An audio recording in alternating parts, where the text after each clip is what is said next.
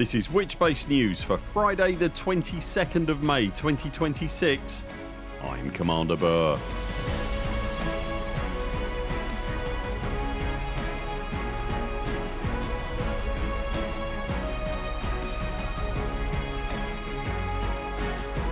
In Elite Dangerous news this week, CG reward cargo racks are now ready for pickup. There's a massive Elite Dangerous store sale live right now, and is Frontier hinting at Colonia colonization?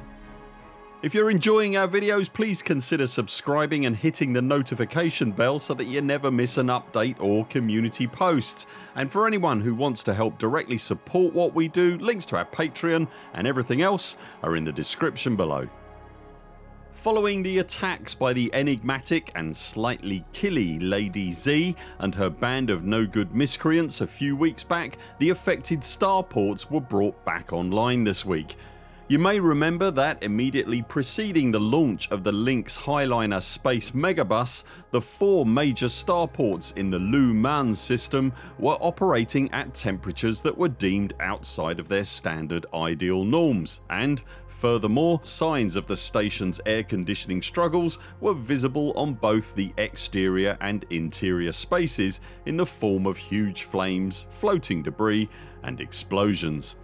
Following the industrial scale flame grilling of the local populace, there was a community goal to deliver the needed commodities to bring the 4 stations back online, and for even the smallest contribution you would be rewarded not only with credits and a Zorgon Peterson themed paint job for the behemoth hauling Panther Clipper, but another set of pre-engineered expanded capacity size 4 and size 5 cargo racks. That CG ended on Thursday, and Galnet has confirmed that all 4 stations are now online, so if you participated then your cargo racks are now available for pickup, or you can transfer them to your current location as long as there's a starport with functioning outfitting, or of course your own fleet carrier. Whilst the racks are immediately available for the paint job and credits, you will still need to hand in the CG at its hosting station of Ryman Enterprise in the Lu Man system. As we mentioned last week, if you're happy running a Panther unshielded and you manage to grab all the previous chances at the pre-engineered racks, then your chonky hauler can now have a capacity that is up around an extremely respectable 1,324 tonnes. There is usually one thing or another reduced and on sale on the Frontier Elite Dangerous Arc store every week, so it is often worth swinging by and seeing if there's anything you fancy. However, this week is more worth it than usual, in a move that we suspect is almost certainly being driven by the imminent end of Frontier's financial year and their requirement to report their numbers to the London stock market. There is a huge, and I do mean huge, sale currently live on the Arc store.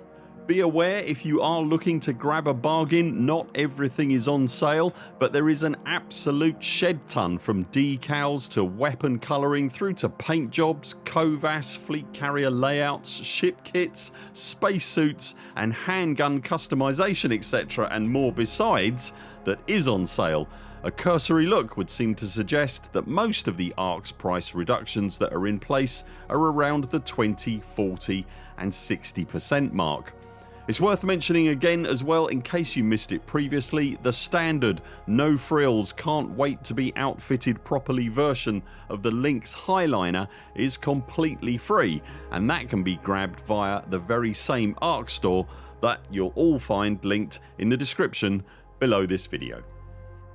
If you've ever visited the Colonia region of the galaxy over 20,000 light years from Sol, then the chances are that you have at some point visited Jaques Station in the Colonia system. If you're not familiar with the actual in-game history of Jaques, then it may just seem like any other of the thousands of Orbis class starports in the galaxy, but Jaques is anything but ordinary, and the story of how it came to be in Colonia and in fact established the entire Colonia bubble is the stuff of Elite Dangerous legend. In essence, Jaques is the centuries old cyborg bartender who now owns the station that carries his name, and that station has a set of engines on it. In May of 3302 it was the subject of a community goal to deliver thousands of tons of fuel to enable a historic hyperspace jump intended to arrive at Beagle Point on the far side of the galaxy directly opposite Sol. Once the goal was completed, the station initiated its historic journey, but all did not go according to plan. The station misjumped and never arrived at its intended destination. It was initially believed to have been destroyed, but eventually the station was discovered intact but in need of repair, closer to the centre of the galaxy in the system that we now call Colonia. When Odyssey launched, many commanders, myself included, looked forward to docking at the infamous mobile station and walking into the bar to meet the galaxy's most famous bartender, who until now had just been a voice in the docking bay.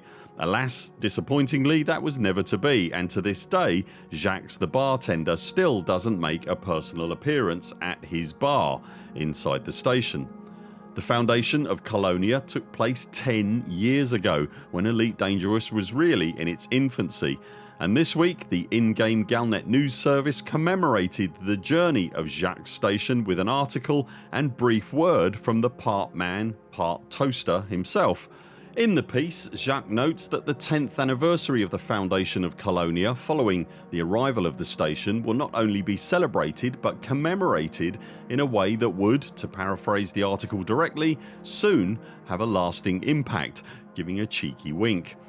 So the question is then, what is the lasting impact that is being hinted at here by the famous invisible bartender and his Cloakotronic 9000 apron of ultimate stealth? Since its inception in the bubble a little over a year ago now, with the Trailblazers update, Colonization has been noticeably absent from the Colonia region, despite being a hugely popular and now ingrained part of life in the space surrounding Sol. In order to colonize a star system, you need a colonization contact to speak to in a neighbouring star system, and those contacts are missing from everywhere outside of the bubble. Even in newly colonized systems there is a colonization contact. It is in fact that has allowed the bubble to expand and stretch its tendrils now tens of thousands of light years from Sol, but still colonization in Colonia remains elusive. If colonization was finally to unlock in Colonia, it would mean the start of there truly being two proper bubbles in the galaxy, and eventually there would almost certainly be a player built bridge connecting the two areas of space. With a greatly expanded and active player base in Colonia, who knows what could happen? It's conceivable that community goals or major story events may even be hosted in the area. It is of course always possible that FDev has something else in mind to commemorate Jaques' longest of long haul flights.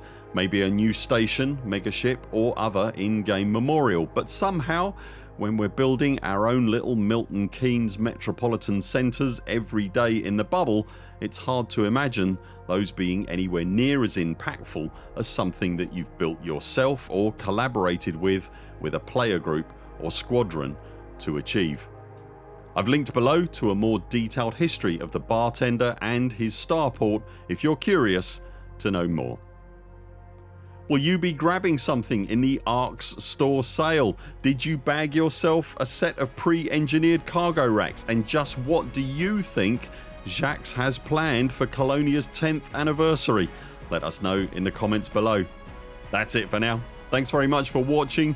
We'll be back later this week with more videos. Until then, 07 Commanders, follow the greens on the way out and do keep clear of the toast rack. We very much look forward to seeing you next time.